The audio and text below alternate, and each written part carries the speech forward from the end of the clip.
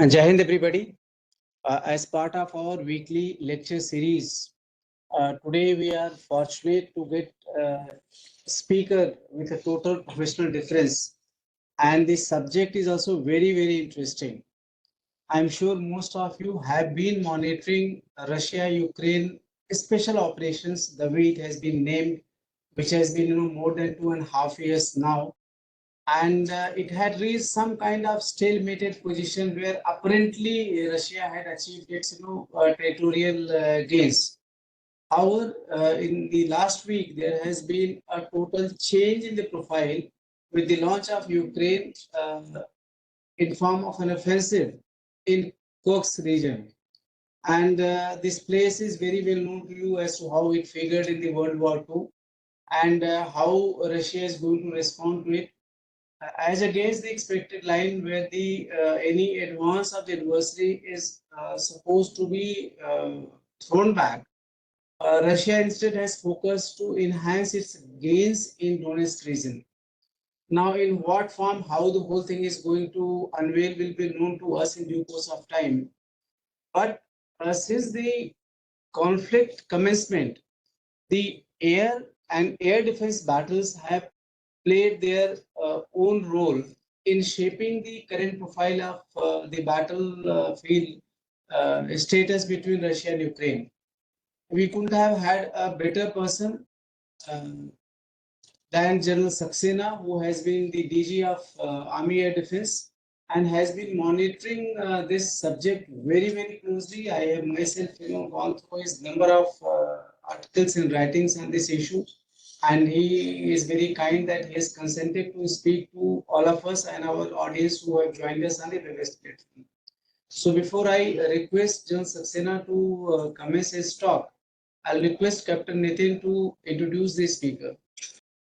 Thank you, sir. Good morning, everybody. Lieutenant General Saxena retired as the Director General of the Corps of Army Air Defense. He has a doctorate and is presently a law scholar at the National Law School of India, where he is pursuing studies in human rights, child rights, and medical law and ethics. He is a recipient of a number of prestigious awards, such as the Institution of Electrical and Telecommunication Engineers Award for his seminal contribution in the development of low-level lightweight radar. For his distinguished service to the nation, he was decorated 3 times by the President of India. Even after his retirement, he has continued to serve the cause of uniformed bravehearts by spearheading the Sparsh initiative for the welfare of the families of martyrs and disabled soldiers. On the academic front, he has held a chair of excellence at the United Services Institute of India, was a United Nations scholar and a distinguished fellow at the Vivekananda International Foundation. Currently, he is a visiting fellow at the Center of Land Warfare Studies and a distinguished fellow of the Center of Joint Warfare Studies. The general is a prolific writer. He has authored 5 books and has numerous articles in various defense magazines. He is also a frequent face on television channels, speaking on diverse issues in his area of competency. Good morning and Jai Hind to one and all.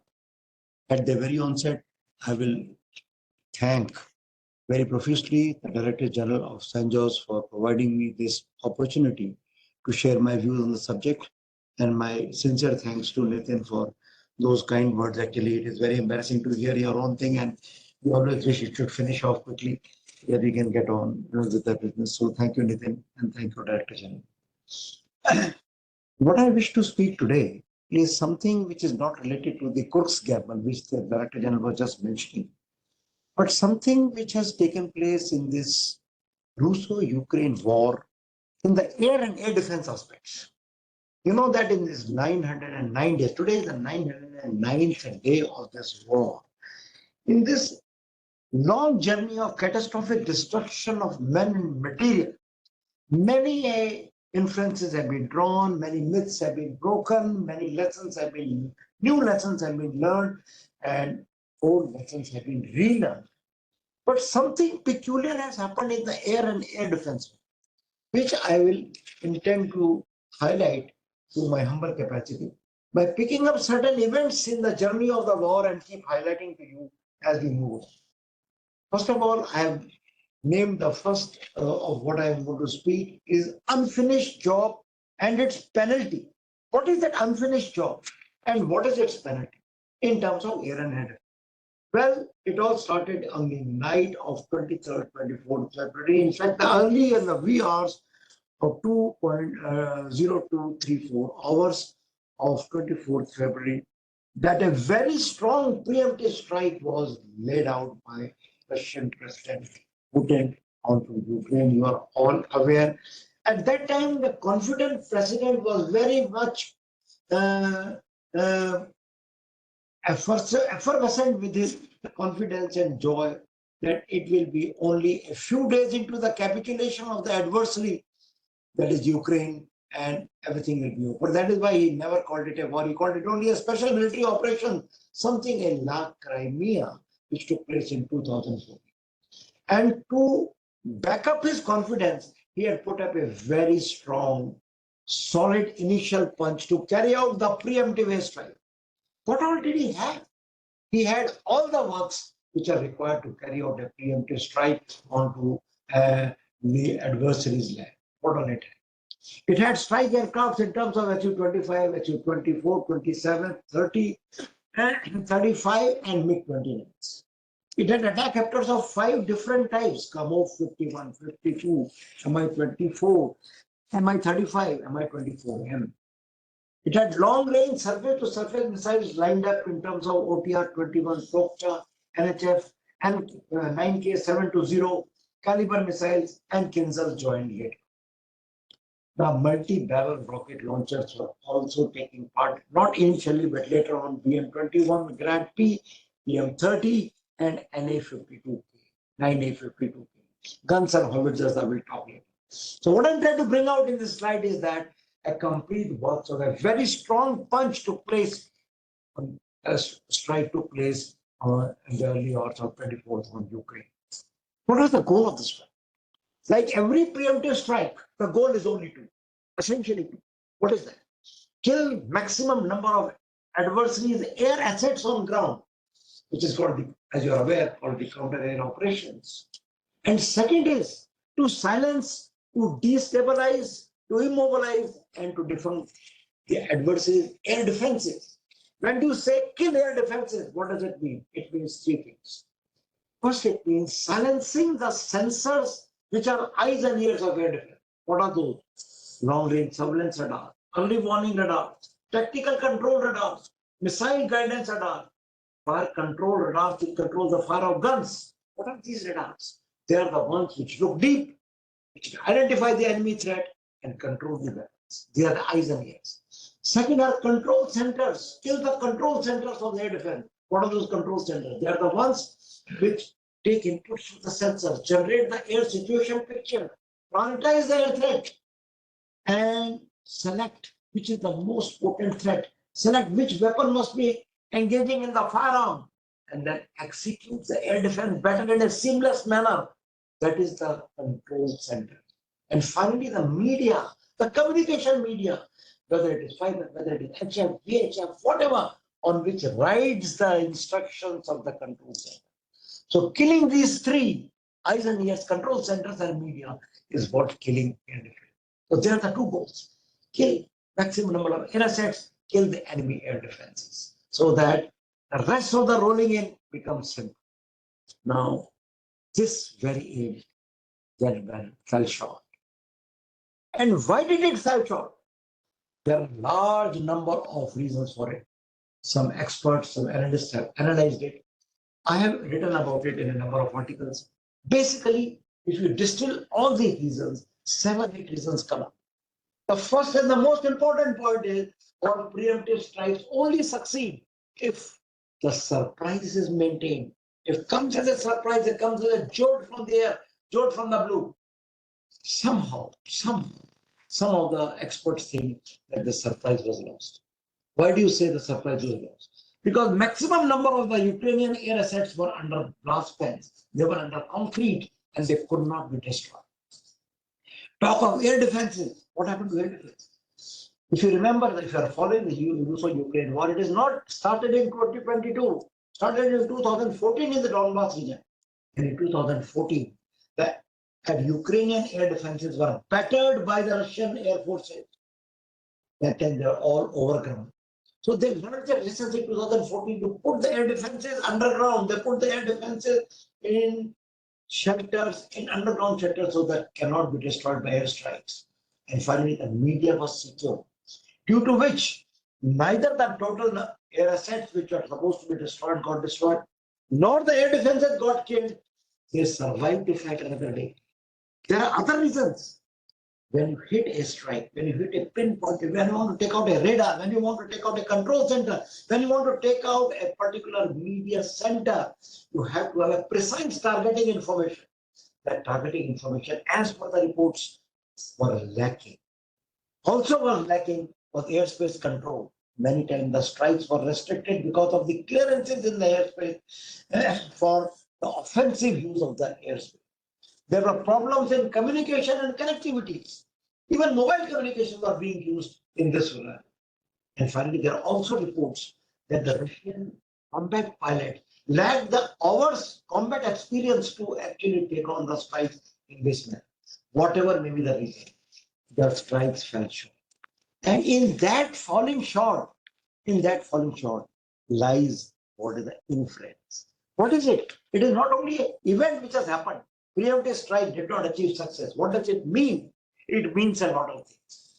It means that when you are on the offensive, when India is on the offensive, tomorrow, day after, whenever it happens, make sure that the preemptive is sudden. Make sure the preemptive maintains its surprise, and make sure the preemptive strike, the enemy does not get the know of it.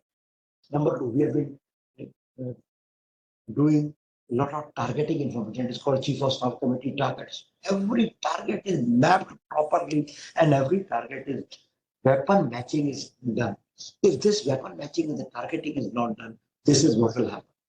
Targets will be missed, and therefore the second inference is that the targeting information has not only to be accurate, the weapon matching to the target has also to be accurate.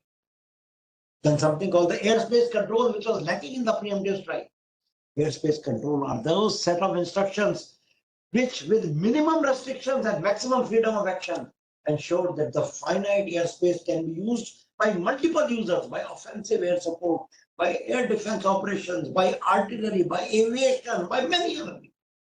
That has to be foolproof, that has to be redundant, and that has to be fail-proof as well.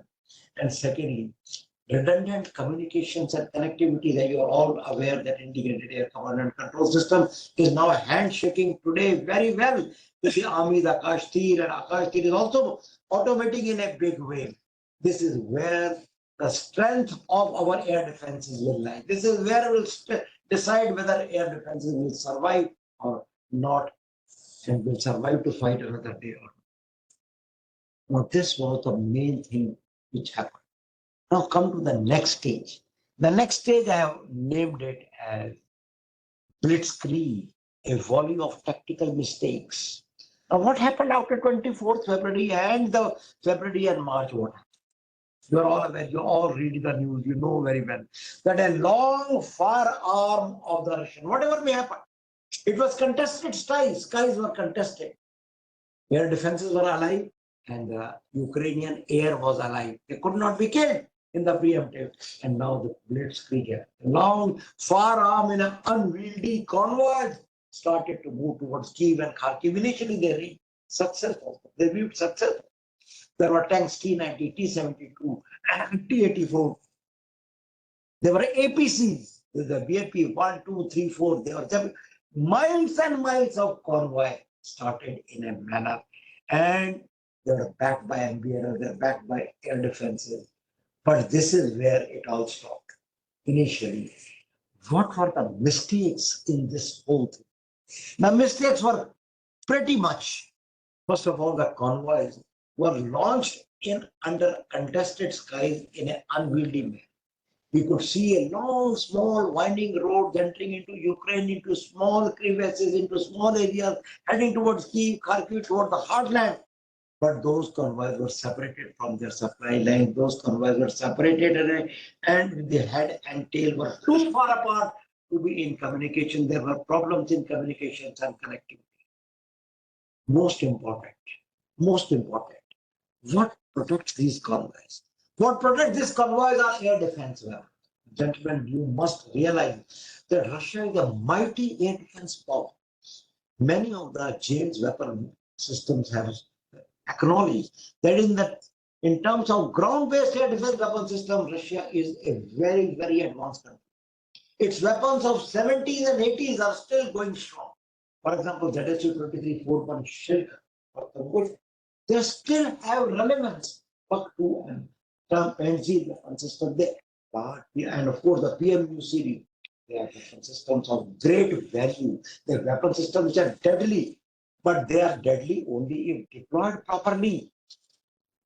They had all types of guns. They had ZU-1, they had ZU-23, they had all types of missiles, Ikla, Strela, OSA AK, 5 to 10 kilometers. They had Quadra, 25 kilometers. They have Baktu, they have Pansin.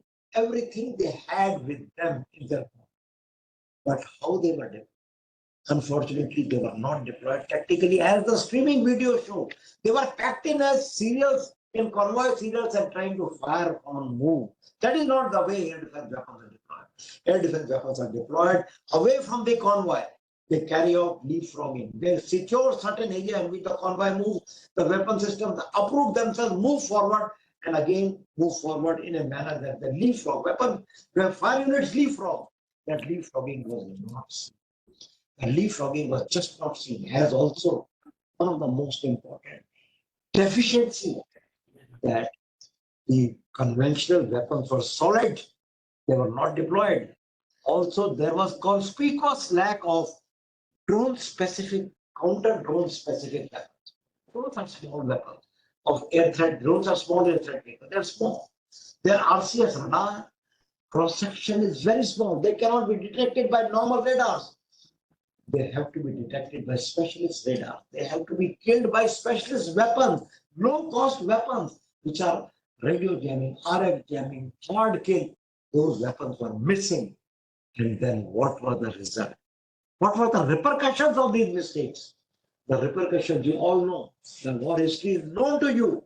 Repercussions were very, very bad. And as I've said in the slide, these convoys got very badly mauled. Mauled by what? Mauled by a trio of weapons. Trio. Three weapons mauled them. What are those 3 weapons? The first one, of course, I was talking about the drones. You see this? Imagine, look at this convoy of solid armored vehicles, T-72, T-80, T-90 tanks. And what is immobilizing them? You look at them, TB2. The TB2 Bayraktar drone, the US Switchblade Kamikaze drones, their original R-18 Aero Vedika drones and SA Shahed 136 drones, firing at them the ATGM, the laser guided weapons, the PGMs and so on, and immobilized. The drones took a heavy toll. It was an irony of sort to see a drone banging a missile on a PMU 300 radar burning on a convoy. It is seen a crores and millions and billions of dollars weapon system being destroyed by few $100 drones in this manner. So drones can only be killed by counter drone weapons. Drones cannot be killed by huge conventional air defense weapons. For them, these will become sitting ducks and the targets to be taken. Because neither they can be detected nor they can be killed in a manner they come and kill. The next killer was the ATGM. You know that US javelins came in a huge number, more than thousands of javelins came in the hands of Ukraine. As also SAP Sweden gave them RBS 70, and of course now HIMARS. Yesterday you heard August 21, a bridge got destroyed on the same river. Oh, which weapon? HIMARS. HIMARS, which are the weapons, the rocket system, which have been given by US, and they have a long range. High mobility artillery rocket system. They are the ones which killed the many tanks and made tank carriers. 2 huge tankers. And of course, the third one is the magic of tubes. You see these tubes? They are magical tubes. Why magical? I call them magical tubes because they are man-portable air defense weapon system, range 4 to 7. carried by man or carried on shoulder or carried on these pedestals in this manner. Now, this is something which turned the table like hell. Ukraine had Stella 2, Stella 3, Igla 1, Igla 2. The USS gave them Stinger, UK gave them Starstreak, the French gave them Mistral and Denmark, Lithuania, Network, and they gave them Mark. So many thousands of them. What happened? These manpads were proliferated in the tactical battle area. What was happening initially in the initial months of the war? The Russian war machine, strong strike aircraft, Sukhois, MiGs, and most important, attack helicopters, Kamo 51, 52. They initially used to take 100-km mission, 50, 60, 70 kilometers inside, protecting their convoy. But then when the proliferation of manpads took place in a large manner, it became too much for these attack helicopters. Attack helicopters are carrying missile warning receiver. They are carrying counter measures, shafts and windows. They are carrying passive, everything they can. But when the manpad become too many, when it proliferates in the environment to such a manner that they cannot be, all of them cannot be detected, one odd will get you. And you will see the type of casualties they took on, especially the attack helicopter. And of course some of the strike aircraft. They hit disproportionate hits. Why I call you get these scenes are very common in March, April, May of 2022. Come out sitting on ground with their twin rotors gone. Many of them, many attack aircraft gone, many this thing. In the period from 24th February to 27th July, June, 24th February, 27th June, the assessment carried out. 26 attack helicopters. 26 is not a small number for attack helicopter. Total, they had about 100, 125. Out of that 26 gone, it is not only 1/4 of the helicopters are gone, no. It is the trained crew. It is the combat pilots which are gone in that helicopter. And that disproportionate crew made all that. And in this milieu of these three weapon systems hitting so badly and hitting so strongly, what is the lesson for us? What is the lesson? What is the inference? Most important is, what do we draw out from that?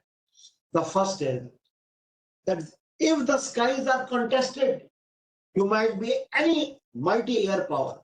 If you do not have the local favorable air situation or the favorable situation, leave aside air superiority. Your convoys on ground, your mechanized forces on ground, your maneuver forces on ground are going to face very tough battle with the enemy's ground-based air defense system, their ATGM, their drones, and your man. This is the first lesson. You have to ensure that if you have to launch headlong in this manner, you have to have a local favorable air situation. Without that, it is your own car. You become a kamikaze drone yourself because you get hit by the weapons of their choice. So if the skies are contested, air defenses can the only ones which can play the role. This is the worst example of how ground-based air defense weapons can be deployed or were deployed, and this is the worst example of how communication and connectivity was so bad that even the electronic warfare weapon systems which were there, now these were marching on different thrust lines, parallel thrust lines. Now instead of putting the air defense electronic, Russia is a very solid electronic warfare giant. I'm not saying power, it's a giant.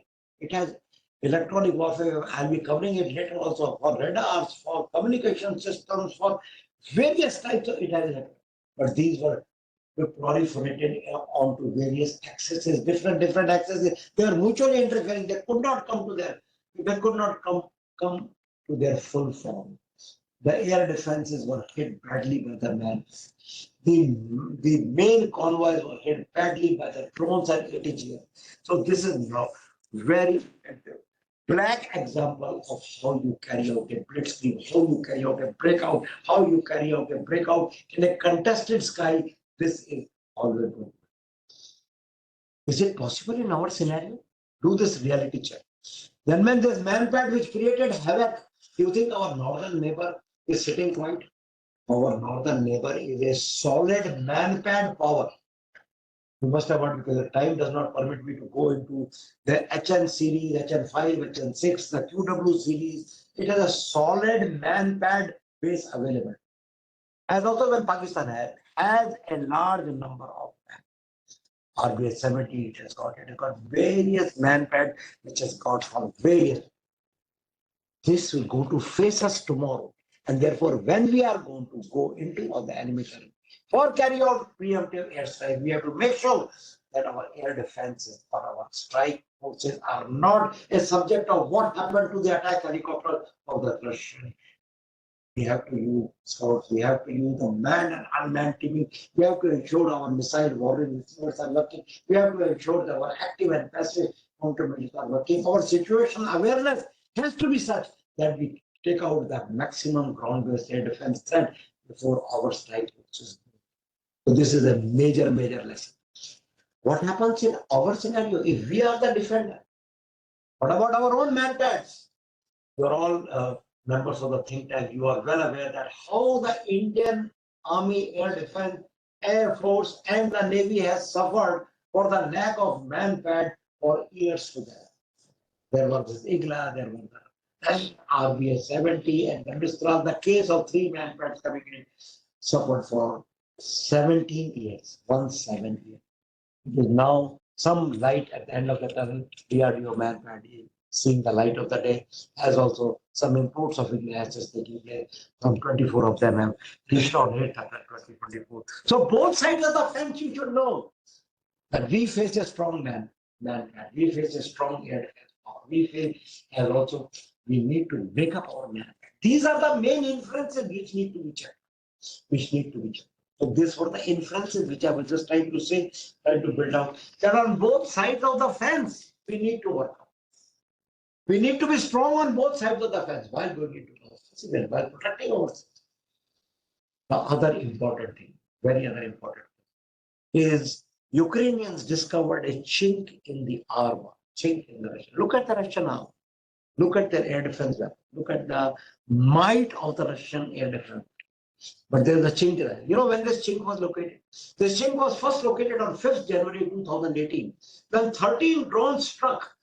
13 drones by Houthis struck where? Khmeimim Air Base in Western Syria and Tartus Naval Base. Only 13 drones. They had IGLAs, they had Pantsir weapon system. Only 7 could be destroyed, and 6 of them came and hit Khmeimim Air Base and destroyed aircrafts at that major base in Western Syria. That is the first recorded use of armed drones in taking out air assets on ground. Now that was initially. Now when the battle started, and February, the battle just opened up, and they realized initially Ukrainians took a lot of hit from the Russian airstrike and the Russian attack helicopter. But once they realized that the Russian air defense arsenal lacks counter drone weapon systems, that was the discovering of the chip. What is the counter drone system?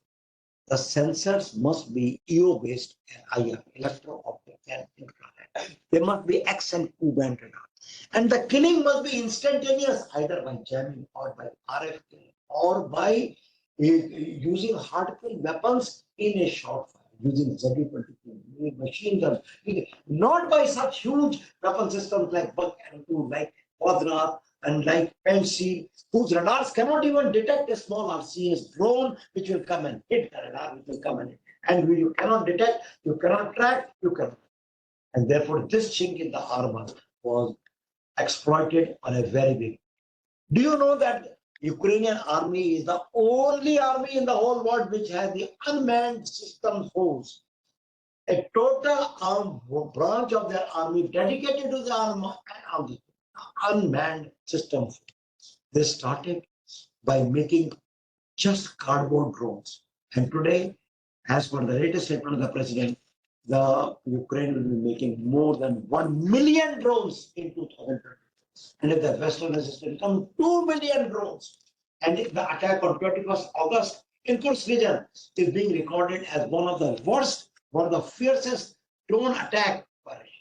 What happened to the Black Sea? I will tell you a little later.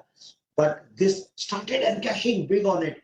and the Ukrainian. You must have heard of the Ukrainian drone army, the unmanned army and system of the Ukraine. From there, the whole thing started. They are caching very. They initially started by hitting on the enemy battlefield. Here they came to know that the air defenses are toothless as concerns the drone attacks. From there, they took the battle, and the Ukrainian drone army started. Hardboard drones and the FPV drone.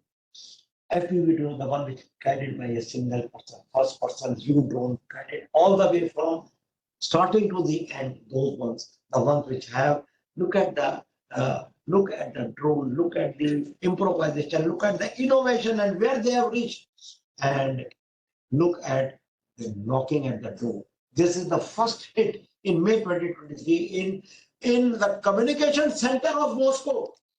Today, the 11 drones were heading to Kremlin day before yesterday, which were being downed by the Russian air defenses. Now, Russian air defenses have come off. Of course, I will tell you a little later how it is. So this knocking of the door then took to the Black Sea.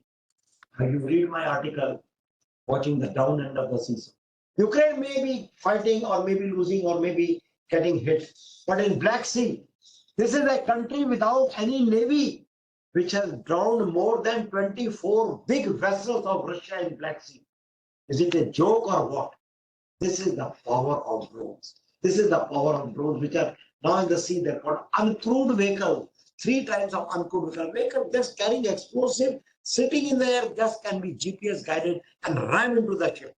We heard of Sea Baby or Magura or Kozak Mamai, small vehicles, small, very 5 to 6 meter long, carrying 800 to 1000 kg of explosive, being GPS guided, pinpointed and hitting at various. 24 big ships have been destroyed in the Black Sea. Black Sea is the lifeline of this. Now, what about us? This big story is all right. What about us? The real threat lies with us. Myanmar, China, and Pakistan both are big drone. Not drone combat UAV. You heard of the BZK 05, GJ1, GJ2, Wing 2, so many of them.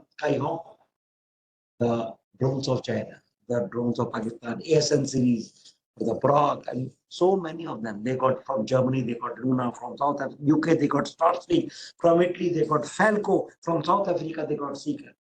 I'm trying to say, we're going to have a drone threat and we're going to have a real drone threat in the world. Therefore, what is the requirement? What is the demand? The demand is to every sword a shield. What must be done? In today, we are not investing. Our government is now investing. In a very big way, there is a thrust by the MOD to acquire counter-drone weapon systems. There is a company called Zen Technology Limited, which is Hyderabad based. It is a company which is making the Zen. Besides, they make all types of simulator systems. They also make the anti-drone system. Zen Technology, Zen ADS is one of the main ADS. A more than 100 crore order has been given to Zen Technology, the Air Force, to acquire anti-drone systems. DRDO has come out with its own anti-drone system. There's a requirement to proliferate these drone systems if we were to protect our tactical battalion tomorrow. That is the major inference from this. That is the major inference which has to come out from here. That for every sword there has to be a shield. You have to invest in the anti-drone system in a very big. So from this inference, let me get back to the war again. Now here what happened? Some turnaround. Why I called this whole lecture is about inferences. Some turnaround inferences. I took you to the area where the Russian counter firearm of Blitzkrieg firearm was taking big hits from ATGM, from drones, and from manpads in the air. So they said the casualty became more than 1,700 tanks were destroyed in the first few months. So huge loss. At that time, there was the impact. These pictures are very, very visible. Everybody has seen it many times in Ukraine war. These are Russian tanks, mauled by ATGM, mauled by the drones. They are the ones. The impact became so much that it changed in tactics. And here lies the inference. There's no point heading along in a convoy when the skies are contested. You have to summon the god of war. As Stalin called it in the Second World War, artillery is the god of war. You have to use the big guns. like they have used in their own war in Russia. They have used the Gatsin, they use Kolesa, they use 2S for 9 months, MSCA guns, howitzers, big guns. They use the rocket launchers in a very big way. This change on tactics took place sometimes in May, June, around that time. First, pulverize the target, then only move in for the contract battle. Not shut down with your tanks in a contested battle and lose many of them. So this rocket range place, and their impact was that many cities, the city of Luhansk, was vacated before the contact battle. And these artillery shells made difference in the battles of Bakhmut. They made difference in the battle of Advitka. They were making difference in the battle of Porsh. They're making difference in the battles now. Russia at the point started to fire 20,000 to 30,000 shells every day. And the biggest crib, the biggest complaint of President Zelensky was we are falling short of artillery ammunition.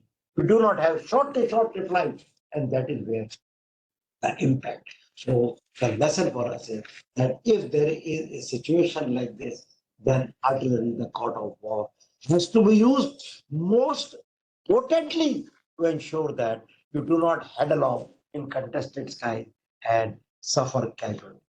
Now here what happened? Around this time when the casualties started shifting, you all know that the Russians settled down along the line, Kupiansk, from Bakhmut, Robotyne, and this. The Russian defenses.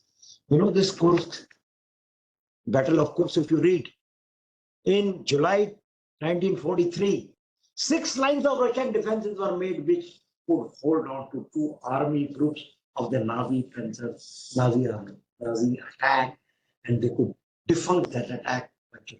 Russians are very strong defenders. Once they dig in, they really dig in hard. There are anti-tank ones, there are personal mines, there are wire obstacles, there are large series of trenches well dug down, and then there is artillery attack. You all know that these defenses ensured that the counter-offensive of Ukraine could happen.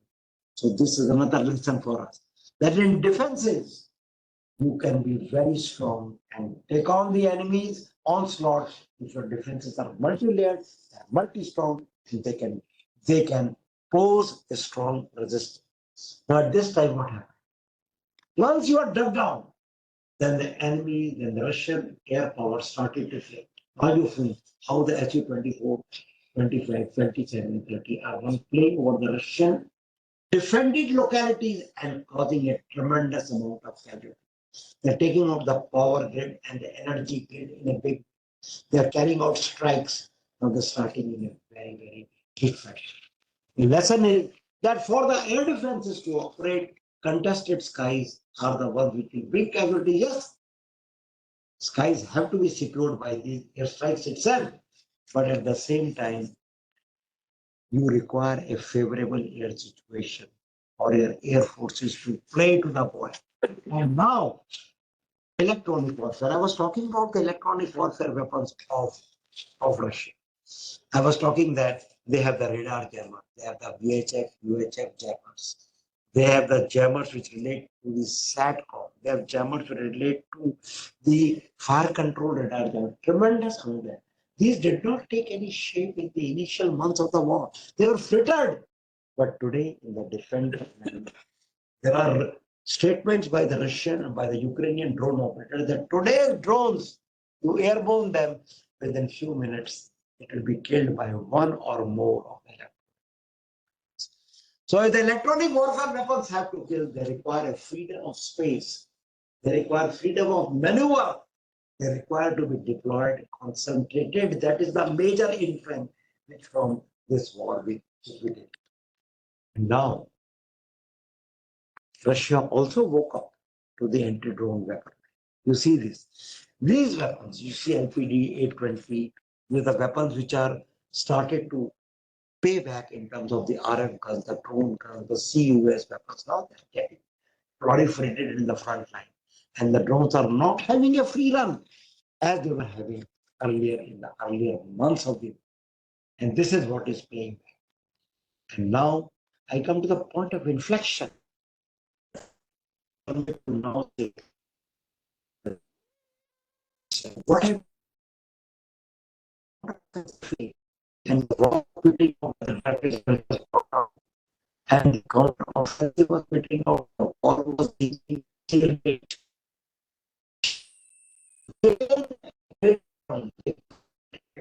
Of Alpuru, they started concentrating on that side from northeast of Ukraine. That time President Zelensky made a huge hue and cry. Allow us, they asked US, they asked France, they asked UK, allow us to strike into the Russian territory. A lot of debate took place in the Western media, and on 29th February and on 30th February and 29th May, 30th May and 2nd June, UK, US and France gave permission to use their weapons in the Russian territory. That is called the point of inflection took place. The NATO weapon never came so close to the Russian territory. The NATO weapon, the Western weapons were not firing directly into Russian territory. Now, the president is fighting today for something else. He is fighting to lift the restrictions. He's talking UK to remove the storm shadow restriction of being used at the far line, got a range of 300 kilometers. US has laid down a restriction of 63 miles. Beyond that, their weapons cannot be struck. He is asking permission to strike. The war is now turning into a dangerous way. And the Kursk gamble, which is now taken place, is a gamble by itself. Some say many things are being said.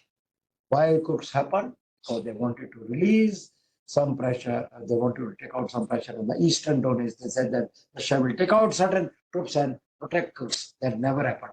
Russia is gaining ground in East. New York has fallen, and many other cities they are advancing for. In Kursk, they entered, and the conscripts which are there, they were very few and lightly defended. They had a quick run over them. They destroyed 3 bridges on River Seine. The situation has become very, very volatile. Russians are trying to throw them out, and Zelensky is crying hoarse as a moral victory, as a psychological victory, as giving a taste of putting Russian to their own taste of medicine and what all. So this is where the situation is. The major inference from here is the defenses cannot be left, your own borders cannot be left unattended. At the same time, the game plan of Putin is that even if they land, they have 1265 square kilometer of land, taken a very small slice of land, which will be extricated. But how many troops have been taken away from eastern Donetsk into that region? That is giving a great rise and great advantage to Russia to advance in the Donetsk region. So all that is happening is in a flux situation. So I thought I'll just mention it in the passing as one of the inferences before I say Jai Hind.